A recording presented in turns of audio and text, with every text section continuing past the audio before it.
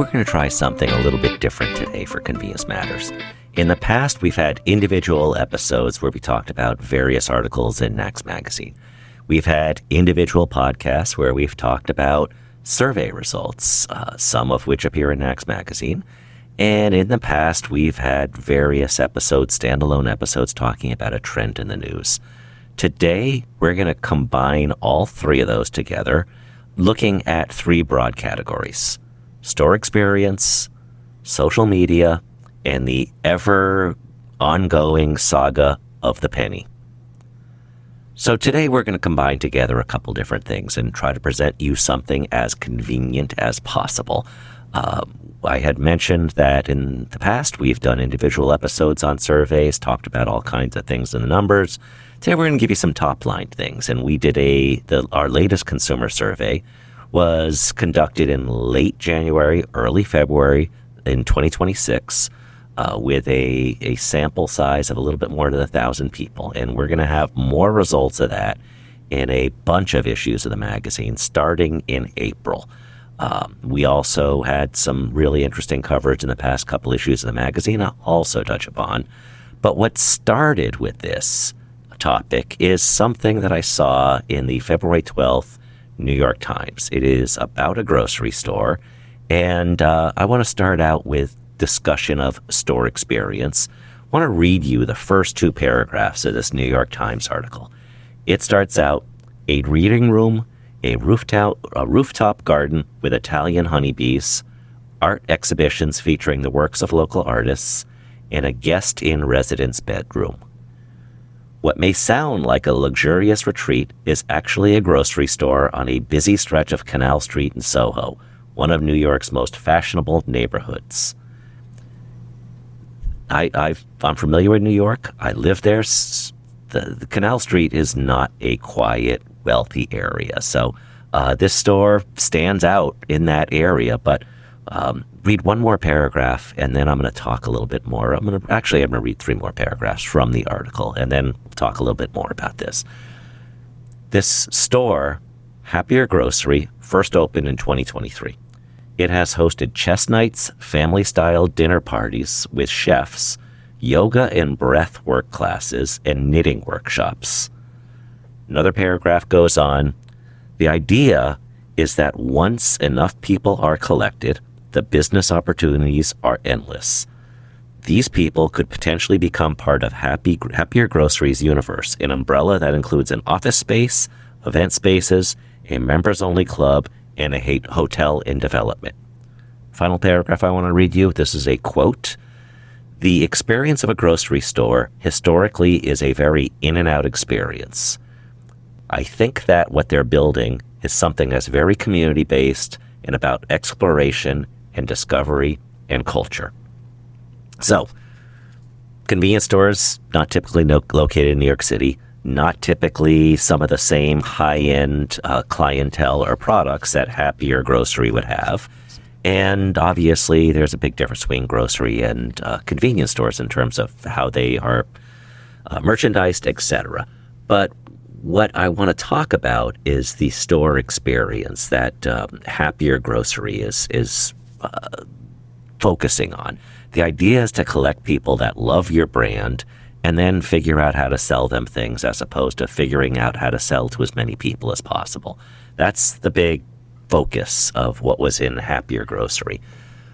In terms of convenience stores, in looking at our consumer surveys, you see some of these same elements where consumers are saying, yeah, I'm rushed. I want to get in and out in a convenience store in under 4 minutes if I'm in a hurry. But I also like browsing, and a couple proof points for that.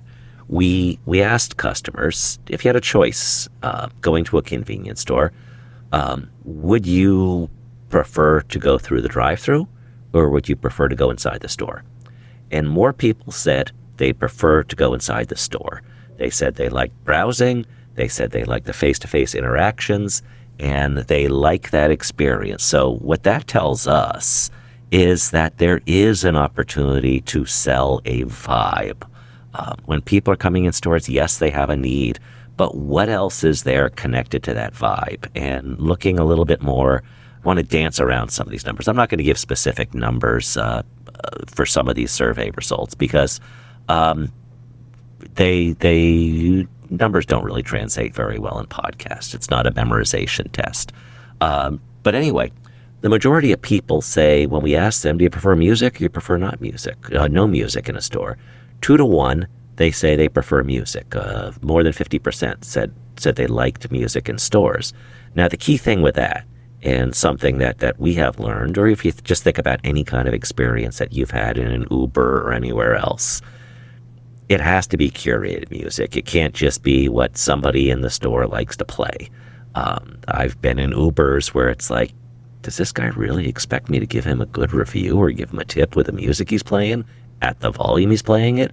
So, it's not enough to just have music. It's kind of thinking of what music sets the tone for who you are as a brand.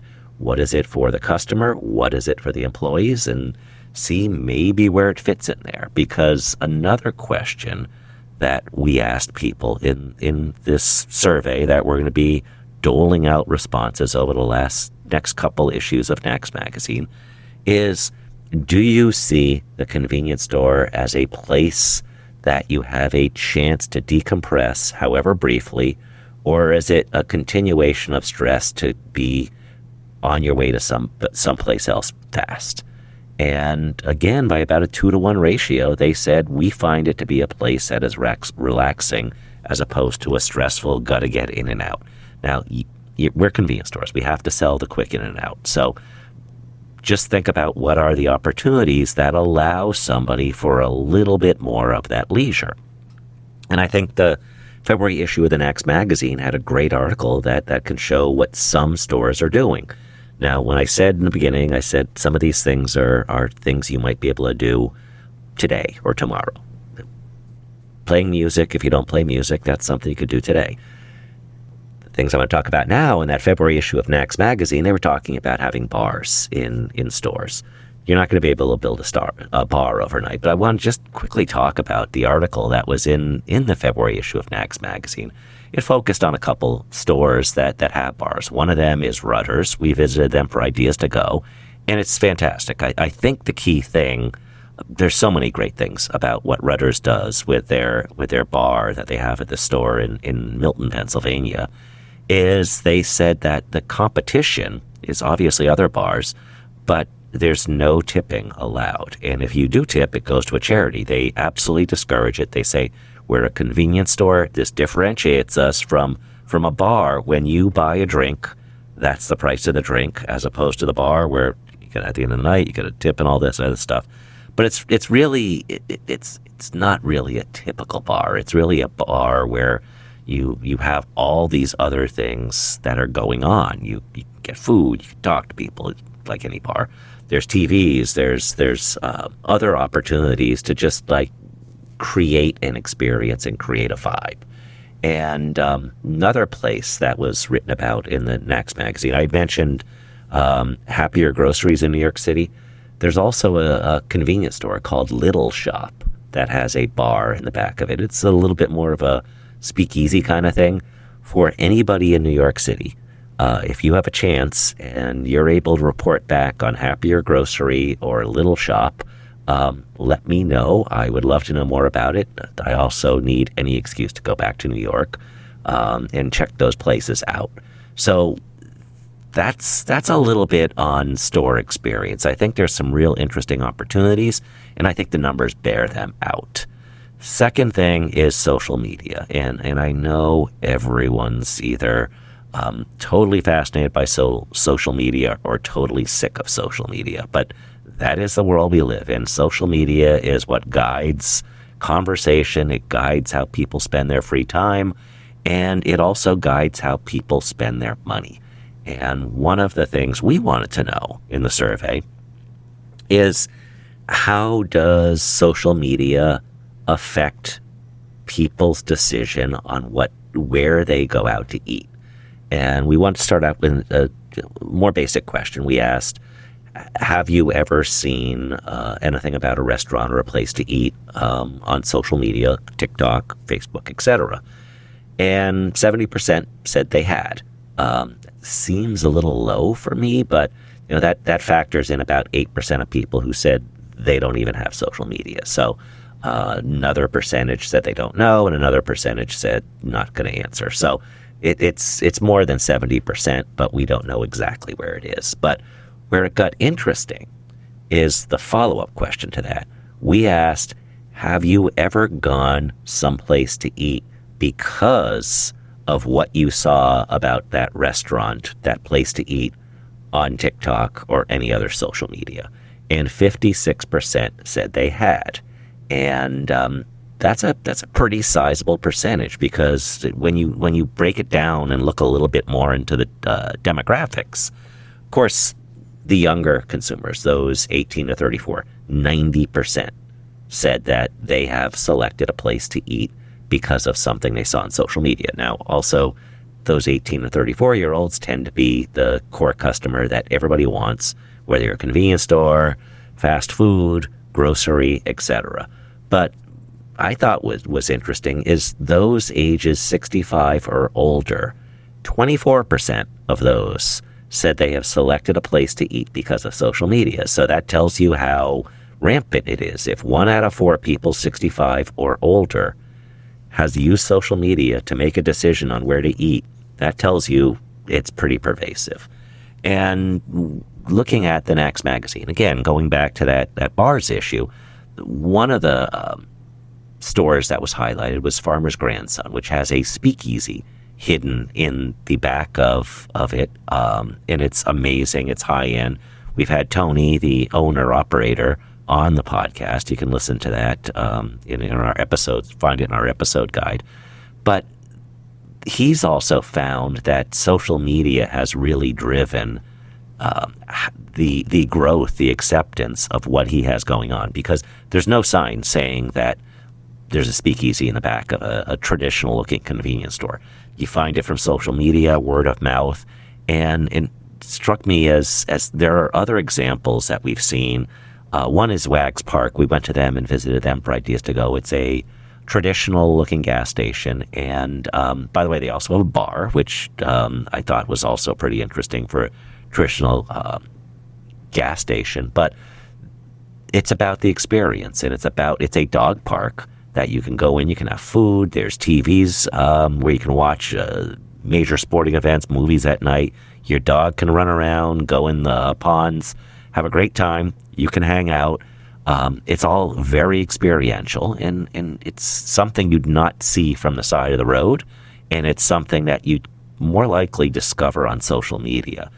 And another one has a little to do with our industry is a place called Bodega, and I visited that a couple of years ago. It's in Cambridge, Massachusetts, right across the river from MIT, I believe. And you walk in, and Bodega looks like a kind of a rundown bodega. There's some products that look like they're real, but they don't look really good. And then there's somebody that I would say the resting face is probably a scowl. That's it. That's whoever you would call employee or something like that. But it's not really a store. It's just a front for a store, because then when you step in front of the Snapple door, it opens, and it's a high-end sneaker store and shoe store. And when I mean high-end, several $100s. Really just amazing concept. And again, on social media, you'd see this, although the store was pretty smart with not doing too much of the reveal. You see somebody almost going in, and then you see somebody all the way in, and so they're guarding that. But how do you use social media to tell your story? How do you use social media to say, we got a new menu item, we got a new this, we got a new that, showing it being made? There's what consumers are saying is there's an awful lot of an opportunity. We're watching, and we do something when we see these things. So that's a little bit in the way of what we are reporting in Axe Magazine and what we are seeing in surveys related to store experience and social media. And some of those things are fairly easy to get together with the team the next meeting and say, hey, these are things we want to do. Third thing I want to talk about is the never-ending saga of the penny. As you know, the last penny was probably minted last June or July. They had an official production ceremony where they made the last one later on in the year. But this has been going on for close to a year now, where there have not been more pennies produced, and it's created a penny shortage. So related to that, we have advocated for Congress to provide us with clear and expedited guidelines so that retailers know what to do. We've done episodes on podcasts about this where we have concerns about how does this affect the SNAP customer? How does this affect some other things? Are there legislative issues? Are there litigation issues that retailers need to be cognizant of? But the one thing we want to find out from consumers, and the reason I'm talking about this now, is that this affects people in how they look at, if they don't have enough pennies, what do they do around rounding? Because the one solution that's worked officially in Canada and other places that have eliminated the penny is they round to the nearest nickel. If you're, in the way it works is if it's 1 or 2 cents and change, it gets rounded down. If it's 3 or 4, it gets rounded up. And obviously if it's 0 in terms of pennies, then it's fine. So the end result is nobody wins, because there's a 1 cent, 2 cent round down, there's a 1 cent, 2 cent round up. However, speaking of social media, if you look online, there's a couple viral videos now of somebody. One is a Walmart customer who is quite upset that he did not get 2 cents in change, and that obviously the store is trying to take advantage of him. And imagine if they did this to it. And he said, it's not a big deal, it's principle. And imagine if this store is doing it to everyone, how much money they're making, and isn't that terrible? And that's just an example of what we are seeing in the consumer polling, in asking people about rounding up and rounding down. And I think it speaks to the fact why a lot of convenience stores are looking at rounding in the customer's favor, which means no matter how many pennies you're owed, we'll just give you the nearest nickel and we'll be done with it, because of consumer misperceptions. So that being on the table, we asked consumers, we said, if rounding is to the nearest nickel, do you think that the ultimate beneficiary of this is the store or the customer or neither? And by a more than 2 to 1 margin, they said the store over the consumer. So 25% said the store benefits when there's rounding at retail, up and down. 10% said the customer benefits when the store is rounding up and down, and 75 said either, neither, I don't care, I don't know, opted out.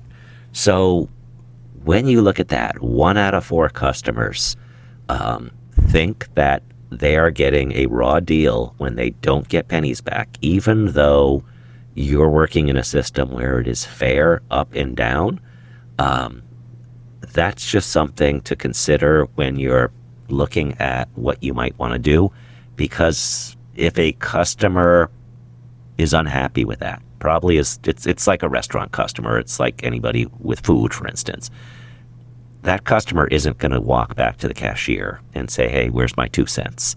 But what that customer will do is get on social media, go viral, tell everybody how terrible it is and how they're never going back again. And then you have the potential to not only lose that customer, but a whole bunch of other customers that say, yeah, that ain't right. So just something to think about. We thought it was an important element to get out of our surveys because it was timely, because we're still dealing with a lot of these things related with the penny. And like I said, I don't expect that this will be settled by the time this airs in another 3 days. It'd be awesome if it were, but that's probably not going to be the case. So anyway, that's a wrap up of what we want to cover today. Just look, like I said, a little look at store experience, a look at social media, look at the penny through the eyes of some NACS magazine articles, what we've seen in the news, and what we are collecting with consumer surveys that you'll see more about over the next couple months. If you think it's a good format, let me know. If you think this is a bad format, let me know. We won't do it again. If you think there's other ideas that you'd like us to talk about in this format or any others, let us know on that too. We always like the feedback to figure out how we can do more, grow our listenership, and of course, help our industry get better, because that is the reason that NACS exists. So that's it. Thanks for listening to Convenience Matters. Convenience Matters is brought to you by NACS and produced in partnership with Human Factor. For more information, visit convenience.org.